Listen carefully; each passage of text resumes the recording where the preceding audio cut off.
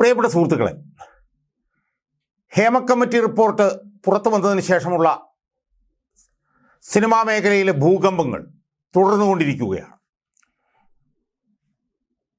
അതിൻ്റെ ആദ്യഘട്ടം എന്നുള്ള നിലയിൽ ചലച്ചിത്ര അക്കാദമി ചെയർമാനായിട്ടുള്ള രഞ്ജിത്ത് എന്ന് പറഞ്ഞ സംവിധായകൻ രാജിവെക്കേണ്ടി വന്നു. ആ ആഭാസൻ ഇപ്പോൾ പുരുഷന്മാർക്കെതിരെ പോലും ലൈംഗികാതിക്രമം കാണിച്ചു എന്നുള്ളതിൻ്റെ തെളിവുകൾ ഇപ്പോൾ പുറത്തു വന്നുകൊണ്ടിരിക്കുകയാണ്. അതിനെ തുടർന്ന് രേവതി സമ്പത്ത് എന്ന് പറഞ്ഞ ഒരു വനിത വന്ന് നടത്തിയ ആർജവത്തോടു കൂടിയുള്ള വെളിപ്പെടുത്തലിൻ്റെ അടിസ്ഥാനത്തിൽ സിദ്ദിഖ് AMM എന്ന് പറഞ്ഞിട്ടുള്ള ആ സംഘടനയുടെ സെക്രട്ടറി സ്ഥാനം അദ്ദേഹത്തിന് രാജിവെക്കേണ്ടി വന്നു. ശ്രീലേഖ മിത്ര എന്ന് പറയുന്ന ബംഗാളി നടി പരാതി കൊടുത്തതിനെ തുടർന്ന് രഞ്ജിത്തിനെതിരെ പോലീസ് കേസെടുത്തു കഴിഞ്ഞു. സിദ്ദിഖിനെതിരെയും ജാമ്യമില്ല വകുപ്പ് പ്രകാരം കേസെടുത്തു. മറ്റ് പല നടന്മാർക്കെതിരെയും ഒക്കെ തന്നെ കേസുകൾ ഇപ്പോൾ വന്നു കഴിഞ്ഞിരിക്കുകയാണ്. സുഹൃത്തുക്കളെ, ഇപ്പോൾ ചർച്ച ചെയ്തുകൊണ്ടിരിക്കുന്നത് സിനിമാ നടനും കൊല്ലം നിയമസഭാ മണ്ഡലത്തിൽ നിന്നുള്ള MLAയുമായിട്ടുള്ള മുകേഷ് എന്ന് പറയുന്ന സിനിമാ നടൻ്റെ രാജിയുമായി ബന്ധപ്പെട്ടാണ്. സുഹൃത്തുക്കളെ, എനിക്ക് ഈ വീഡിയോയിൽ പറയാനുള്ളത്, മുകേഷ് എന്ന് പറയുന്ന ആ ആഭാസനെ, ആ നരാധമനെ, ആ സ്ത്രീ പീഡകനെ രാഷ്ട്രീയ രംഗത്തേക്ക് കൊണ്ടുവന്നവർക്കെതിരായിട്ടാണ് നടപടി വേണ്ടത് എന്നാണ്. മുകേഷിനെ രാഷ്ട്രീയ രംഗത്തേക്ക് കൊണ്ടുവന്ന രാഷ്ട്രീയ നേതാക്കന്മാർക്കെതിരെ അല്ലെങ്കിൽ രാഷ്ട്രീയ നേതാവിനെതിരെയാണ് യഥാർത്ഥത്തിൽ നടപടി എടുക്കേണ്ടത് എന്നുള്ളതാണ് എൻ്റെ ആവശ്യം. ആരാണ് ഈ മുകേഷ് എന്ന് പറയുന്നവൻ? അയാൾ നടത്തിയിട്ടുള്ള സ്ത്രീ പീഡനങ്ങൾ സംബന്ധിച്ച് ഇപ്പോൾ വന്നിട്ടുള്ള ആരോപണങ്ങൾ അവിടെ നിൽക്കട്ടെ, നമുക്കതിനകത്തേക്ക് വരാം. അതിനു മുമ്പ് അയാൾ ആദ്യം പ്രേമിച്ച് വിവാഹം കഴിച്ച തമിഴ്നടി സരിത, ആ സരിതയോടുള്ള ഈ വൃത്തികെട്ടവൻ്റെ, ഈ ആഭാസൻ്റെ പെരുമാറ്റം എങ്ങനെയായിരുന്നു സുഹൃത്തുക്കളെ? ആ സരിതയുമായി ഇന്ന് ആരോഗ്യവകുപ്പ് മന്ത്രിയായിരിക്കുന്ന ശ്രീമതി വീണ ജോർജ്, അവർ മാധ്യമപ്രവർത്തകയായിരുന്നപ്പോൾ നടത്തിയ ഒരു അഭിമുഖം നമുക്കിപ്പോൾ യൂട്യൂബിൽ നോക്കിയാൽ നമുക്ക് കാണാൻ കഴിയും. ആ അഭിമുഖത്തിൽ ഈ മുകേഷിൻ്റെ ആദ്യ ഭാര്യയായിട്ടുള്ള സരിത എന്തൊക്കെയാണ് പറയുന്നത് സുഹൃത്തുക്കളെ, ഒന്ന് ആലോചിച്ച് നോക്ക്, അല്ലെങ്കിൽ ഒന്ന് കണ്ടു നോക്ക്. ഞാൻ കണ്ടിട്ടാകെ സ്തംഭിച്ചു പോയി. 7 മാസം ഗർഭിണിയായിരുന്ന സരിതയെ, ആ സരിതയുടെ വയറിന് ചവിട്ടി ഈ ആഭാസൻ എന്നാണ് അവർ പറയുന്നത്. അവർ വീണു, നിലത്ത് വീണു, ചവിട്ടേറ്റ് ഞാൻ നിലത്ത് വീണു എന്നവർ പറയുകയാണ്. വേറൊരു സമയത്ത് രാത്രി എന്തോ ഭക്ഷണം കഴിക്കാൻ പുറത്തേക്ക് പോയി സമയത്ത്, ആ സമയത്ത് 9 മാസം ഗർഭിണിയായിരുന്നു അവർ, പൂർണ്ണ ഗർഭിണിയായിരുന്നു. ആ ഡിന്നർ കഴിഞ്ഞിട്ട് തിരിച്ചു വന്ന് കാറിൽ കയറാൻ പോകുമ്പോൾ ഇയാൾ കാർ മുമ്പോട്ടും പുറകോട്ടും ഇട്ട് നീക്കുകയാണ്. ഈ ആഭാസൻ, ഈ 2 തവണ MLA ആയിട്ടുള്ള ഇയാൾ, 2024 CPMൻ്റെ കൊല്ലം പാർലമെൻറ്റ് മണ്ഡലത്തിൽ സ്ഥാനാർത്ഥിയായിട്ടുള്ള ഇയാളുടെ അനുഭവമാണ് ഞാൻ ഈ പറയുന്നത്. അയാൾ കാർ അങ്ങോട്ടും ഇങ്ങോട്ടും മുമ്പോട്ടും പുറകോട്ടും ഇട്ട് നീട്ടിയതിനെ തുടർന്ന് സരിത നിലത്ത് വീണു. അവരുടെ കണ്ണിൽ നിന്ന് വെള്ളം വന്നു. അവർ ആ കണ്ണിൽ നിന്ന് കരഞ്ഞത് അവർ ഇയാളെ കാണിച്ചില്ല. കാരണം കാണിച്ചാൽ നല്ലപോലെ അഭിനയിക്ക് എന്ന് ഈ ആഭാസൻ പറയുമായിരുന്നുവെന്ന്. ദിവസവും മദ്യപിച്ചിട്ടായിരുന്നു വന്നിരുന്നത്. അന്നും പരസ്ത്രീ ബന്ധമുണ്ടായിരുന്നു എന്നുള്ളത് സരിതയ്ക്ക് കൃത്യമായി അറിയാമായിരുന്നു. എല്ലാ ദിവസവും മദ്യപിച്ചിട്ടാണ് വരുന്നത്.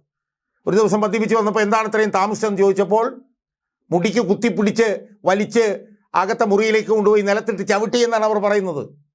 ആരാണിവൻ? ഈ MLA ആയിട്ടുള്ള ഈ മുകേഷ് എന്ന് പറയുന്നവൻ. അവർ ആ പത്രസമ്മേളനത്തിൽ പറയുന്നുണ്ട് എന്തുകൊണ്ട് ഇയാൾക്കെതിരെ പരാതി കൊടുത്തില്ല എന്ന് വീണ ജോർജ് ചോദിക്കുമ്പോൾ അത് മുകേഷിൻ്റെ അച്ഛൻ മാധവൻ എന്ന് പറയുന്ന വിഖ്യാതനായിട്ടുള്ള നാടക നടൻ അദ്ദേഹത്തിന് കൊടുത്ത ഉറപ്പ് കൊണ്ടാണ് എന്നവർ പറയുന്നു. ഒരു തവണ സരിതയെ കണ്ടപ്പോൾ വീട്ടിലേക്ക് വരാൻ വേണ്ടി ക്ഷണിച്ചു. അപ്പോൾ സരിത പറഞ്ഞു, ഞാൻ വീട്ടിലേക്ക് വരുന്നില്ല, പങ്കജ് ഹോട്ടൽ മുറി എടുത്തിട്ടുണ്ടെന്ന്. ആ മുറിയിൽ വെച്ച് ഈ മുകേഷിൻ്റെ പിതാവ് സരിതയുടെ കൈ പിടിച്ചിട്ട് പറഞ്ഞു, മോളെ, അവൻ വൃത്തികെട്ടവനാണ് എന്നെനിക്ക് നല്ലപോലെ അറിയാം, പക്ഷേ ദയവ് ചെയ്ത് അവനെതിരെ പോലീസിൽ പരാതി കൊടുക്കരുത് എന്ന് പറഞ്ഞു. എന്നിട്ട് സരിത പറയുന്നത്, ആ ഉറപ്പ് മാധവൻ്റെ മരണം വരെ ഞാൻ പാലിച്ചു, എന്നാൽ അതിനുശേഷം എനിക്ക് ചെയ്യേണ്ടി വന്നു. അവർ പറയുകയാണ്, എന്നോട് വിവാഹമോചനം നേടുന്നതിന് മുമ്പ് എന്നെ അറിയിക്കാതെ അയാൾ വേറൊരു നടിയെ വിവാഹം കഴിച്ചു അവർ പറയുകയാണ്. മക്കളോടൊക്കെ വളരെ മോശമായിട്ടാണ് പെരുമാറുന്നത് എന്നാണ് അവർ പറയുന്നത്. മകൻ ഫോൺ ചെയ്യുമ്പോൾ മകനോട് ചോദിക്കുന്നത് എന്നെ ട്രാക്ക് ചെയ്യാൻ വേണ്ടിയാണല്ലേ എന്നാണ് ചോദിക്കുന്നത്. അതായത് മകന് മഞ്ഞപ്പിത്തം വന്ന സമയത്ത് വിളിക്കുമ്പോഴാണ് ഈ ചോദ്യം. മകനോടുള്ള ഇവരോട് മകന് മഞ്ഞപ്പിത്തം വന്ന സമയത്ത് വിളിക്കുമ്പോൾ എന്നെ ട്രാക്ക് ചെയ്യാനാണല്ലേ എന്നാണ് ചോദ്യം. അപ്പോൾ ഇത്തരത്തിൽ സ്വന്തം ഭാര്യയോട് ഇത്ര ഹീനവും മോശവും വൃത്തികെട്ട രീതിയിലും പെരുമാറുന്ന ഒരുത്തനെ CPM-ന്റെ MLA ആക്കാൻ വേണ്ടിയിട്ട് ശ്രമിക്കുകയാണ്, MLA ആക്കുകയാണ്. അതിൽ ഏറ്റവും പ്രധാനപ്പെട്ട പങ്ക് വഹിച്ചത് പിണറായി വിജയനാണെന്നാണ് ഞാൻ മനസ്സിലാക്കുന്നത്. അക്കാലത്ത് കോടിയേരി ബാലകൃഷ്ണനായിരുന്നു സെക്രട്ടറി എങ്കിലും അയാളെ ഈ രാഷ്ട്രീയത്തിലേക്ക് കൊണ്ടുവരുന്ന ഏറ്റവും കൂടുതൽ നിർബന്ധം ഉണ്ടായിരുന്ന പിണറായി വിജയനാണെന്ന് എനിക്ക് മനസ്സിലാവും. അന്ന് കൊല്ലത്തു നിന്നുള്ള ഏറ്റവും ബഹുമാനിതനായിട്ടുള്ള നേതാവായിരുന്നു PK ഗുരുദാസൻ. ആ PK ഗുരുദാസനെ തട്ടിമാറ്റിയിട്ടാണ് ഈ സ്ത്രീ ലംബടനെ, ഈ പീഡകനെ, ഈ നരാധമനെ, ഈ ആഭാസനെ പിണറായി വിജയൻ ഇനിഷ്യേറ്റീവ് എടുത്തുകൊണ്ട് രാഷ്ട്രീയത്തിലേക്ക് കൊണ്ടുവരുന്നത്. മൂന്നാം കിട നടനല്ലേ അയാൾ? ഒന്ന് ആലോചിച്ച് നോക്ക്. CPM-ൽ പണ്ട് നടന്മാരുണ്ടായിരുന്നു. മുരളി എന്ന് പറയുന്ന വിഖ്യാത നടനുണ്ടായിരുന്നു. ലെനിൻ രാജേന്ദ്രൻ എന്ന് പറയുന്ന വിഖ്യാത സംവിധായകനുണ്ടായിരുന്നു. എത്രയെത്ര നല്ല സിനിമകൾ, മീനമാസത്തിലെ സൂര്യൻ, വേനൽ എന്നൊക്കെ പറയുന്ന, എത്ര സ്വാതി തിരുനാൾ എന്നൊക്കെ പറയുന്ന എത്ര ഏതാണ്ട് 10-15ഓളം നല്ല സിനിമകൾ നമുക്ക് സംഭാവന ചെയ്ത ലെനിൻ രാജേന്ദ്രൻ ഉണ്ടായിരുന്നു. ഞാൻ നേരത്തെ പറഞ്ഞോളൂ, മുരളി ഉണ്ടായിരുന്നു. അവരൊക്കെ ഈ പാർട്ടിയുമായി സഹകരിച്ച് പ്രവർത്തിച്ചിരുന്നപ്പോൾ നല്ല പരിശുദ്ധമായിട്ടുള്ള പ്രത്യയശാസ്ത്രത്തിൽ മുന്നേറുന്ന ഒരു പാർട്ടി നേതൃത്വം ഈ പാർട്ടിക്ക് ഉണ്ടായിരുന്നു. എന്നാൽ അതിനുശേഷം പിണറായി വിജയനെ പോലെ ഇത്രയും ജീർണിച്ച ഒരു നേതാവ് വന്നപ്പോഴാണ് ഈ മുകേഷിനെ പോലുള്ള ആഭാസന്മാർ ഇതിനകത്തേക്ക് കടന്നു വരുന്നത്. അതും ഏറ്റവും ബഹുമാനിതനായിട്ടുള്ള PK ഗുരുദാസനെ പോലുള്ള ഒരു നേതാവിനെ തട്ടിമാറ്റിയതിന് ശേഷം. ഇപ്പോൾ വന്നിരിക്കുന്ന ആരോപണങ്ങൾ എന്താ ഒന്ന് ആലോചിച്ച് നോക്കി. ഒന്ന് 2012 നടന്ന ആരോപണമാണ്. ഉണ്ടായ സംഭവത്തിനെ കുറിച്ചിട്ടുള്ള ഒരു ഓർമ്മപ്പെടുത്തലാണ്. ടെസ് ജോസഫ് എന്ന് പറയുന്ന ആഗോള പ്രശസ്തയായിട്ടുള്ള ഒരു കാസ്റ്റിംഗ് ഡയറക്ടർ പറഞ്ഞത്, താൻ കോടീശ്വരൻ എന്ന് പറഞ്ഞ ഒരു പരിപാടിയുടെ ഷൂട്ടിങ്ങിന് വന്നപ്പോൾ തന്നെ പലതവണ മുറിയിലേക്ക് വിളിച്ചുവെന്നും തൻ്റെ മുറിക്കടുത്ത് തന്നെ മുറി വേണം എന്ന് നിർബന്ധിച്ചുവെന്നും ആണ് അവർ പറയുന്നത്. അവർ പിറ്റേന്ന് അവരുടെ വളരെ അടുത്ത സുഹൃത്തായിരുന്ന ഡെറിക് ഒബ്രെയിൻ, അയാൾ ഇപ്പോൾ തൃണമൂൽ കോൺഗ്രസിൻ്റെ പ്രധാനപ്പെട്ട രാജ്യസഭാ MP ആണ്, അന്ന് അദ്ദേഹത്തെ വിളിച്ച് സംസാരിച്ച് ജീവനും കൊണ്ട് ഓടി രക്ഷപ്പെടുകയായിരുന്നു എന്ന് ടെസ് ജോസഫ് അന്ന് നടന്ന സംഭവം ഇന്ന് വീണ്ടും ഓർമ്മപ്പെടുത്തിയിരിക്കുകയാണ് സുഹൃത്തുക്കളെ. അതിനെ തുടർന്ന് വന്ന ഒന്ന് രണ്ട് സംഭവങ്ങൾ എന്താ? ഒന്ന്, ഒരു ജൂനിയർ നടിയുടെ വീട്ടിൽ അവരെ കട്ടിലിലേക്ക് തള്ളിയിട്ട് അവരുടെ ദേഹത്തേക്ക് വീണ് കെട്ടിപ്പിടിച്ചു എന്നാണ് അവർ പറഞ്ഞിരിക്കുന്നത് പരസ്യമായിട്ട്. അതുപോലെ വേറൊരു നടി പറഞ്ഞിരിക്കുന്നത് എന്താണ്? വേറൊരു നടിയുടെ അമ്മയുടെ വീട് അന്വേഷിച്ച് അവിടെ ചെന്നു, അവരടി കൊടുത്ത് പറഞ്ഞു വിട്ടു എന്നാണ് വേറൊരു നടി പറഞ്ഞിരിക്കുന്നത്. അപ്പോൾ ഇത്രയും വലിയൊരു ആഭാസൻ, ഇത്രയും വലിയൊരു നരാധമൻ, അയാളെ രാഷ്ട്രീയത്തിലേക്ക് കൊണ്ടുവരാൻ പാടുണ്ടോ സുഹൃത്തുക്കളെ? CPM എന്നാലോചിച്ച് നോക്ക്. CPM എന്ന് പറഞ്ഞ പാർട്ടി ചെയ്യാൻ പാടുണ്ടോ? അശ്രീം പാറൽ കേസിൽ കുഞ്ഞാലിക്കുട്ടിക്കെതിരെ 17 വർഷം സമരം ചെയ്ത VS അച്യുതാനന്ദൻ ഇപ്പോഴും ജീവിച്ചിരിക്കുക. ഒരു IAS ഉദ്യോഗസ്ഥയുടെ പിൻഭാഗത്തേക്ക് ഒരു തട്ടി എന്ന് പറഞ്ഞിട്ടാണ് നീലലോകദാസൻ നടാർക്ക് പിന്നീട് അയാൾ രാഷ്ട്രീയത്തിൽ നിന്ന് തന്നെ അവസാനിച്ചു. 2006 മത്സരിക്കാൻ അനുവദിച്ചില്ല VS അച്യുതാനന്ദൻ.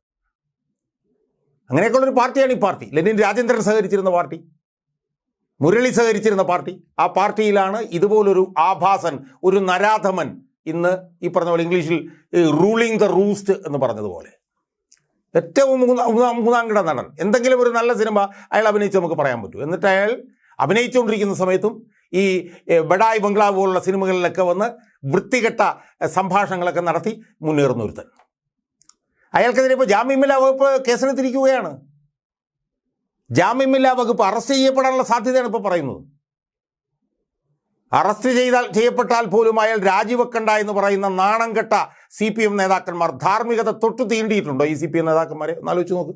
അവർ പറയുകയാണ്, UDF-ൽ എൽദോസ് കുന്നപ്പള്ളിയും M വിൻസെൻറ്റും ജയിലിൽ കിടന്നിട്ട് പോലും രാജിവെച്ചിട്ടില്ല. പിന്നെ എന്തിനാണ് മുകേഷ് രാജിവെക്കുന്നത് എന്ന് ചോദിക്കുകയാണ് ഈ CPM നേതാക്കന്മാർ. എന്താണ് നമ്മൾ അവരെ കുറിച്ചിട്ട് പറയുക എന്നാണ് ഞാൻ ചോദിക്കുന്നത്. എന്താണ് നമ്മൾ പറയുക?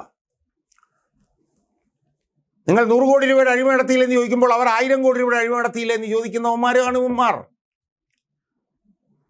മറന്നു പോകുന്നത് എന്താണ്? സ്ത്രീ സുരക്ഷയുടെ പേരിൽ അധികാരത്തിൽ കയറിയവരാണിവർ. സ്ത്രീ സുരക്ഷയുടെ പേരിൽ അധികാരത്തിൽ കയറിയവരാണിവർ. CPIയുടെ നേതാവായിട്ടുള്ള ആനി രാജ കാണിച്ച ആർജവം CPM-ന്റെ വനിതാ നേതാക്കന്മാർക്ക് കാണിക്കാൻ കഴിയുന്നുണ്ടോ? ശ്രീമതിക്ക് കഴിയുന്നുണ്ടോ? KK ശൈലജയ്ക്ക് കഴിയുന്നുണ്ടോ? അവരൊക്കെ പഠിച്ചുകൊണ്ടിരിക്കുകയാണെന്നാണ് പറയുന്നത്. വനിതാ കമ്മീഷൻ അധ്യക്ഷയുണ്ട് സതീദേവി. അവർക്ക് പറയാനെന്താ പറ്റാത്തത്? ഇയാളുടെ MLA സ്ഥാനം രാജിവെക്കണമെന്ന്. അതുകൊണ്ട് ഞാൻ കൂടുതൽ ദീർഘിപ്പിക്കുന്നില്ല. ഞാൻ പറയുന്നത് മുകേഷ് എന്ന് പറഞ്ഞ ആഭാസനെ, ആ മാലിന്യത്തെ, ആ നരാധമനെ നമ്മൾ വിമർശിക്കണം. അയാളെ എടുത്ത് ചവറ്റുകുട്ടെ കളയാൻ വേണ്ടിയിട്ട് നമ്മൾ ശ്രമിക്കണം. പക്ഷേ നമ്മളിപ്പോൾ ഓർക്കേണ്ടത് അയാളെ രാഷ്ട്രീയത്തിലേക്ക് കൊണ്ടുവന്നവന്മാർ ഇത്ര വലിയവന്മാരാണെങ്കിലും അവരാണ് ഒന്നാം പ്രതി എന്നാണ് ഞാൻ പറയുന്നത്. അവർക്കെതിരായിട്ടാണ് നടപടി വേണ്ടത്. ഇത്രയും ഒരു മൂന്നാംകിട, ഒരു സ്ത്രീ പീഡകനെ, ഒരു ആഭാസനെ രാഷ്ട്രീയത്തിലേക്ക് കൊണ്ടുവരിക, 2 തവണ അവനെ മത്സരിപ്പിച്ച് ജയിപ്പിക്കുക. ഇത്തവണ കൊല്ലം ലോക്സഭാ മണ്ഡലത്തിൽ നിന്ന് മത്സരിക്കാൻ മുകേഷ് മാത്രമേ കിട്ടുകയുള്ളായിരുന്നു. സുഹൃത്തുക്കളെ, ഞാൻ ചോദിക്കട്ടെ, എത്രയോ നല്ല CPM നേതാക്കന്മാരുണ്ടായിരുന്നു. അവരെല്ലാം മാറ്റിയിട്ട് ഈ ആഭാസനെ അവിടെ നിർത്തി 1.5 ലക്ഷം വോട്ടിന് തോക്കുകയും ചെയ്തു. ഒരു കാര്യം ഞാൻ ഉറപ്പിച്ച് പറഞ്ഞേക്കാം, ഹ്രസ്വകാല ഭാവിയിൽ തന്നെ മുകേഷ് രാജിവെക്കേണ്ടി വരും എന്നുള്ള കാര്യത്തിൽ യാതൊരു തർക്കവുമില്ല. കാരണം ഒരു രാഷ്ട്രീയ പാർട്ടിയുടെയും ശക്തമായ സമരത്തിൻ്റെയോ പ്രതിരോധത്തിൻ്റെയോ സമ്മർദ്ദത്തിൻ്റെയോ ഭാഗമായിട്ടല്ല രഞ്ജിത്തിനും സിദ്ദിഖിനും ഒന്നും രാജിവെക്കേണ്ടി വന്നത്. ഒരു രാഷ്ട്രീയ പാർട്ടിയുടെയും സമ്മർദ്ദം കൊണ്ടല്ല. ഇതിനെക്കുറിച്ച് അന്വേഷിക്കാൻ വേണ്ടിയിട്ട് ഒരു പോലീസ് അന്വേഷണ സംഘത്തെ ഗവൺമെൻറ്റിന് വെക്കേണ്ടി വന്നത്. നമ്മൾ മനസ്സിലാക്കേണ്ടത് ഒരു പുതിയ ട്രെൻഡ് ഇപ്പോൾ സമൂഹത്തിൽ വികസിച്ച് വന്നിട്ടുണ്ട്. അത് പ്രതിപക്ഷം സമ്മർദ്ദം ചെലുത്തിയാൽ ഗവൺമെൻറ് ചെയ്യുന്നു എന്നുള്ളതല്ല. ജനങ്ങൾ അസർട്ട് ചെയ്ത് തുടങ്ങിയിരിക്കുന്നു. ജനങ്ങൾ അവരുടെ ഈ പറഞ്ഞ പോലെ അധികാരം ഉപയോഗിച്ച് തുടങ്ങിയിരിക്കുന്നു. ജനങ്ങൾ ഇന്ന് ചെലുത്തിയിട്ടുള്ള വമ്പൻ സമ്മർദ്ദത്തെ തുടർന്നിട്ടാണ് രഞ്ജിത്തിന് രാജിവെച്ച് പോകേണ്ടി വന്നത്. ജനങ്ങൾ ഉയർത്തിയിട്ടുള്ള വലിയ സമ്മർദ്ദത്തെ തുടർന്നിട്ടാണ് സിദ്ദിഖിന് രാജിവെച്ച് പോകേണ്ടി വന്നത്. ജനങ്ങൾ ഉയർത്തിയിട്ടുള്ള വലിയ സമ്മർദ്ദത്തെ തുടർന്നിട്ടാണ് വെളിപ്പെടുത്തൽ നടത്തിയ സ്ത്രീകളുടെ വെളിപ്പെടുത്തൽ സംബന്ധിച്ച് അന്വേഷിക്കാൻ ഒരു പോലീസ് സംഘത്തെ ഈ സർക്കാരിന് നിയമിക്കേണ്ടി വന്നു. അതുകൊണ്ട് ഞാൻ ഉറപ്പിച്ചു പറയാം, അനധിവിദൂര ഭാവിയിൽ ആയിരിക്കില്ല, ഹ്രസ്വകാല ഭാവിയിൽ തന്നെ ഈ മുകേഷ് എന്ന് പറഞ്ഞിട്ടുള്ള ആഭാസന്, നരാധമന് രാജിവെക്കേണ്ടി വരും. അത് ജനങ്ങൾ ഉയർത്തുന്ന സമ്മർദ്ദം കൊണ്ടായിരിക്കും, അല്ലാതെ പ്രതിപക്ഷമോ അല്ലെങ്കിൽ BJPയോ ഉയർത്തുന്ന സമ്മർദ്ദം കൊണ്ടായിരിക്കില്ല എന്ന് നമ്മൾ മനസ്സിലാക്കുക. നമ്മൾ ഈ മുകേഷുമായി ബന്ധപ്പെട്ട കാര്യങ്ങൾ ചർച്ച ചെയ്യുമ്പോൾ നരാധമനായിട്ടുള്ള മുകേഷ് ഒഴിഞ്ഞു പോകണമെന്ന് പറയുമ്പോൾ ഇതുപോലുള്ള നരാധമന്മാരെയും ആഭാസന്മാരെയും രാഷ്ട്രീയത്തിലേക്ക് കൊണ്ടുവന്നവരെ കൂടി ശരിക്കും രാഷ്ട്രീയത്തിൽ നിന്ന് പറഞ്ഞു വിടുന്നതിന് വേണ്ടിയിട്ടുള്ള സമ്മർദ്ദം ജനങ്ങളുടെ ഭാഗത്തു നിന്ന് ഉണ്ടാവണം എന്നാണ് എനിക്ക് സൂചിപ്പിക്കാനുള്ളത്.